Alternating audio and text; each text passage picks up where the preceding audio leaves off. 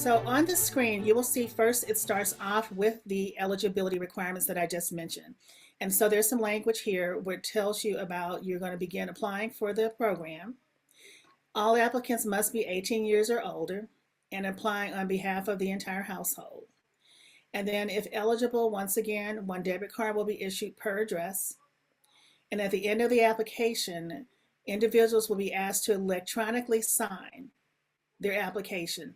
So as providers helping your seniors to apply, you will just guide them through this process, and then you will help them, you can put in their information, but they're giving you that approval or attestation to be able to do this. And because the signature is attesting to that their documents and answers are true and verifiable, to the best of their knowledge. Okay, so there's this language here. And then there's an upfront saying, here is how AMI is calculated. So individuals will know upfront what their household size will be and what the applicable or eligible rate would be. Also letting them know upfront that one, reside in the city of St. Louis for the last 12 months, the 80% AMI, and they must have a COVID-19 impact. So you will click next. And then we get into the documentation requirements. Now, I did mention that this is also on the website, but this is here for your convenience and for the applicant's convenience to look at how do you prove residency. Well, one, everyone needs to just have a valid state or federal ID. It does not have to be a city of St. Louis ID or driver's license, because we know that that may not be the case, but we do need to prove that the person is who they say they are. And then to prove residency, at least one items listed here. So a lease agreement or rent payment receipt, tax statement, auto registration, utility bill, several other options. We at least need one of these options to be provided. And so we've been careful to also want to advertise early, because we want people to have time and be prepared to have these documents already ready so that they can have a smooth application process. In terms of income verification, then we're at least looking for the following documents for the applicant, and it's at least one of these. Once again, we're giving options, but one of these has to be used. And so a check stub, 2 check stubs, at least no less than 90 days old, a pension letter, a letter for government benefits as well, or if any adult in the household is self-employed, then maybe there's a tax return. There will be an attestation for anyone claiming 0 income. And then we would be collecting information on all the adults living in the home. Now, we're not collecting financial information on every adult living in the home, but we will need to collect, at least what the household income is and what makes that up, but we're not taking in the documentation on every single person. So on the next screen, we start getting into the required eligibility. And so this is where the application starts to begin. So you enter the individual zip code and then ask them what are the total number of members of their household, okay?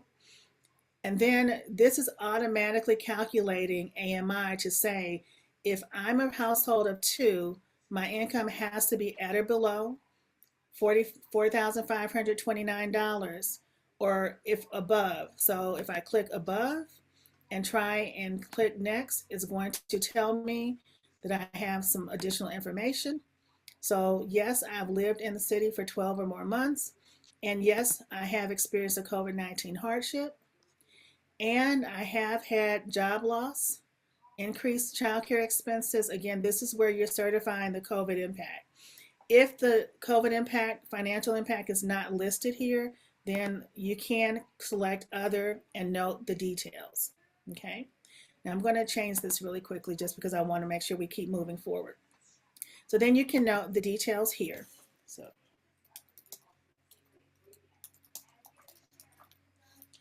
And then the applicant must say, do I attest to the information provided about the COVID-19 impact is true? And I'm going to say yes. So I'm going to click on the next button. Now I start capturing the applicant details. So name, date of birth, so all graphic information is being collected here.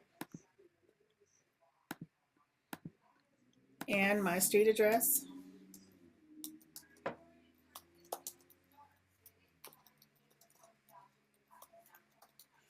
Of course, always when people are watching, you type in never works out. So here we go. So then you enter the social security number for the individual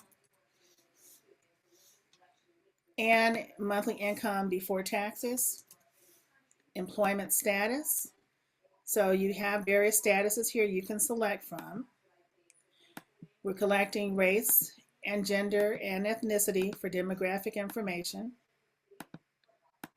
And we want to capture an email address for everybody that we can. It's going to be important because this is one way that they'll be able to receive status updates on their application. Okay.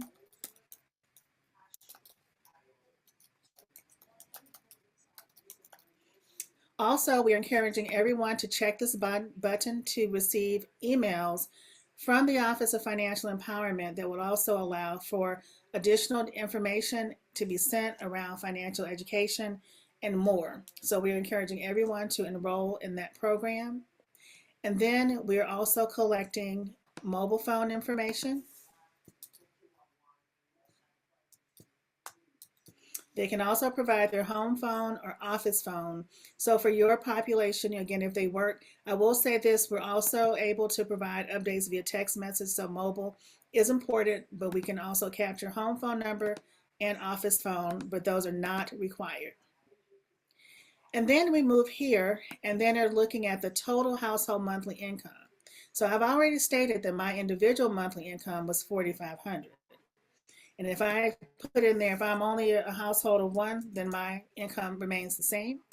The question will say, if I'm a household of more, then that number will change, right? How do I want to receive the funds? Remember I said that there's a choice.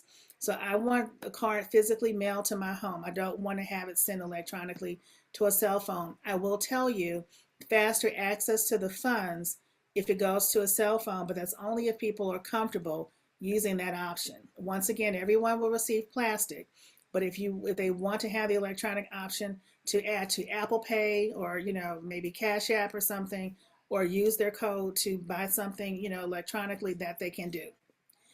How many children under the age of 18 reside in the home? So I'm saying it's just me, and then how many other adults besides myself? Again, I am doing this. Keep in mind, all of these questions are helping us to start calculating the AMI that will have to be proven. So I'm going to click next. And then this is it. So I'm going to upload the documents. Now, again, if my AMI would have been out of whack, the system would have told me that. So now the next step, and this is the final step, is to upload the document. So if you are working with someone directly and they're at your office or you're working with them, you can take pictures and attach documents. And so we need to, once again, have 3 items. We need to have their photo ID. We need to have at least 1 item for proof of residency. And then we also need to have 1 item for their financial verification. That's listed here. So now I'm going to click, and it's just as easy. If you're using a computer and you got the document scanned in, you can do that. And you can see here, it's just going to add, I'm going to add another document.